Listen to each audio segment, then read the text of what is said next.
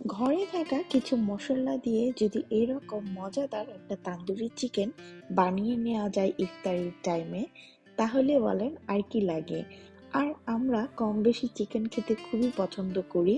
তাহলে কথা না বাড়িয়ে চলুন দেখে নেওয়া যাক এই তান্দুরি চিকেনটা আমি খুব অল্প সময়ে ঘরে থাকা কিছু মশলা দিয়েই কি করে এত সুন্দরভাবে বানিয়ে নিলাম।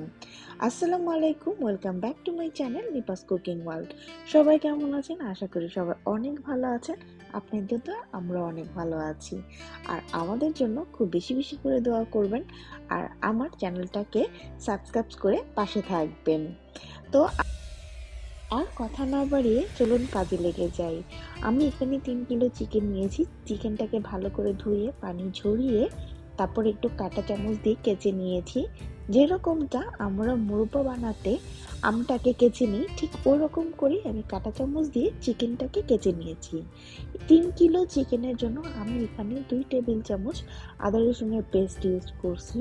এখানে আমি আবার বলছি, 3 কিলো চিকেনের জন্য 2 টেবিল চামচ আদা আর রসুন একসাথে একত্রিত করে পেস্ট করে সেটা আমি ইউজ করলাম। আর এখানে দিয়ে দিলাম 125 গ্রাম ইয়োগর্ট। আমি 3 কিলো চিকেনের জন্য 125 গ্রাম ঠিক ইয়োগর্টটা ইউজ করছি। আপনাদের ইয়োগর্ট যদি পানি থাকে তাহলে সেটাকে অবশ্যই একটা ছাঁকনিতে ছেঁকে তারপরে আপনারা এখানে দিবেন। আর আমি দিয়ে নিলাম 1 টেবিল চামচ শুকনো মরিচ। এবার আরেকটা কথা বলে নিই, ঝালটা হচ্ছে নিজেদের পছন্দ অনুযায়ী। আমার বাচ্চা ছোট, সে খাবে বিধায় আমি এখানে মরিচের পরিমাণটা একটু কম নিয়েছি। আর এখানে আমি অ্যাড করে দিলাম 1 চা চামচ জিরে গুঁড়ো, 1 চা চামচ ধনিয়া গুঁড়ো।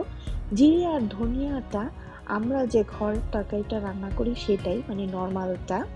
আর এখানে আমি দিয়ে দিলাম, এখানে আমি এখন অ্যাড করে দিলাম যে বাজারে যে প্যাকেট মশলাগুলো থাকে তান্দুরি চিকেনের জন্য, আপনারা আপনাদের পছন্দ অনুযায়ী পছন্দের ব্র্যান্ড দেখে আমি এখানে পুরো একটা প্যাকেটই ইউজ করেছি। আর এখানে আমি দিয়ে দিলাম জাস্ট অল্প একটু colour, food colour, red food colour. আপনারা চাইলে এটা স্কিপও করতে পারেন।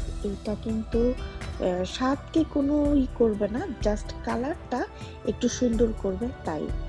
এখানে এখন আমি একটা লেবু চিপে দিব। আমি একটা ফুল লেবু, একটা বড় সাইজের লেবু এখানে আমি একসাথে সব মশলাগুলোর সাথে ভালো করে চেপে দিব, দেখতেই পাচ্ছেন।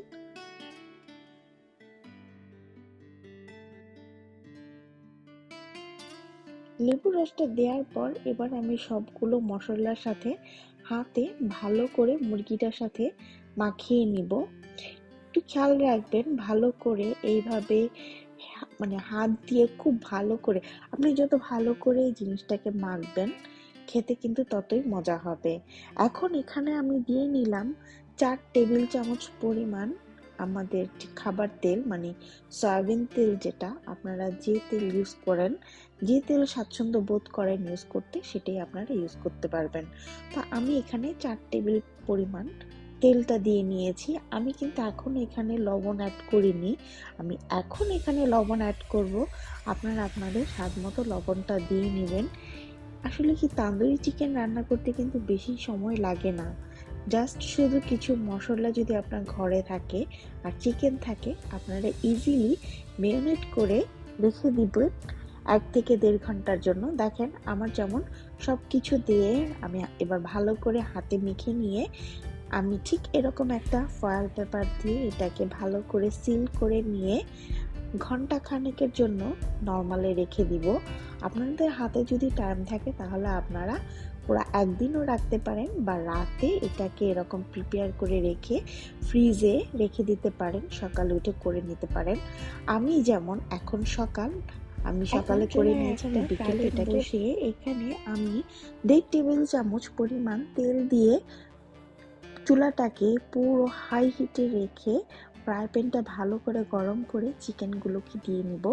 চিকেনগুলোকে দেওয়ার পর আমি প্রথম পাশ ঠিক 2 মিনিট খুব হাই হিটে চুলাটাকে রেখে ভেজে নিব। তারপর আবার 2 মিনিট অপর যে সাইড রেখে চুলার উপরে আমি ভালো করে ভেজে নিব। মানে টোটাল আমি 2 মিনিট করে 4 মিনিট এপাশ ওপাশ করে ভেজে নিব।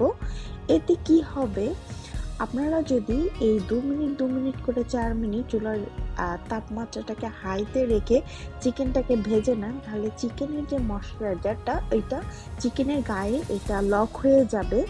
আর চিকেনটা যখন হয়ে যাবে তখন চিকেনটা শক্ত হবে না, খুবই জুসি হবে খেতে।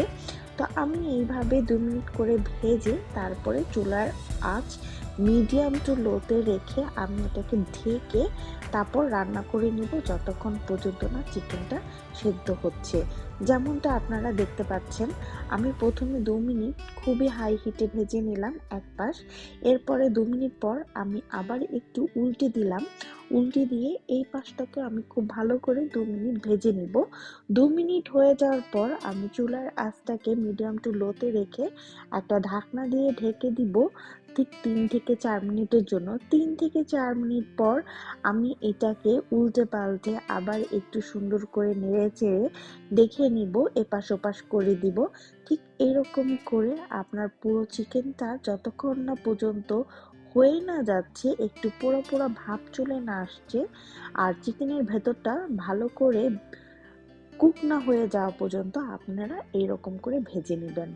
তারপরে আপনারা যখন একটু ঢাকনাটা খুলে নাড়াচাড়া করবেন তখন এরকম একটা ব্রাশ দিয়ে চিকেনের ফ্রাই প্যানের মধ্যে যে তেলটা আছে সেই তেলটা নিয়ে চিকেনের গায়ে যেমনটা দেখতে পাচ্ছেন এমনটা করে মেখে দিলে কি হবে, চিকেনটা দেখতে কালারটা অনেকটা সুন্দর হবে, চকচকা হবে। মানে এখানে আর কিন্তু আমি তেল দিব না, আমি পুরো চিকেনগুলোকেই এই 1.5 টেবিল চামচ তেলেই আমি ভাজবো, কারণ চিকেন থেকে অনেকটা তেল বের হবে এবং চিকেন ম্যারিনেট করার সময় কিন্তু আমি ওখানে তেল দিয়েছি। দেখতে পাচ্ছেন চিকেনের কালারগুলো, যত আপনার এরকম করে চিকেনের গায়ে চিকেনের এই মশলার তেলটা ব্রাশ করবেন তত চিকেনের কালারটা এরকম করে ফুটে উঠবে। তো এই যে দেখতে পাচ্ছেন আমি একবার ভেজে নিলাম 2 মিনিট, এখন আবার ভেজে নিচ্ছি 2 মিনিট, এরকম করে আমি পুরো চিকেনটাকেই ভেজে নিব। ভেজে নিয়ে হয়ে গেলে নামিয়ে নিব। তো এখনো কিন্তু এটা হয়নি, জাস্ট এখন এটা ওলট পালট করার পালা। মানে আপনাদের দেখে বুঝে নিতে হবে আসলে জিনিসটা কিরকম ভাবে হচ্ছে বা কিরকম ভাবে আমি করেছি। যদি আসল তান্দুরি চিকেনের টেস্ট পেতে চান তাহলে দেখতে পাচ্ছেন আমি ব্রাশটা দিয়ে আবার চিকেনের গায়ে তেলগুলো লাগিয়ে দিচ্ছি। এতে দেখতে পেলেন যখন আমি ঢাকনাটা খুললাম চিকেনটা কিন্তু দেখতে অনেকটা তেল তেলে, মানে খুবই জুসি ইয়াম্মি লাগছিল। ঠিক এমনটাই হবে যদি আপনারা এরকম তেলগুলোকে ব্রাশ করে দেন চিকেনের উপরে।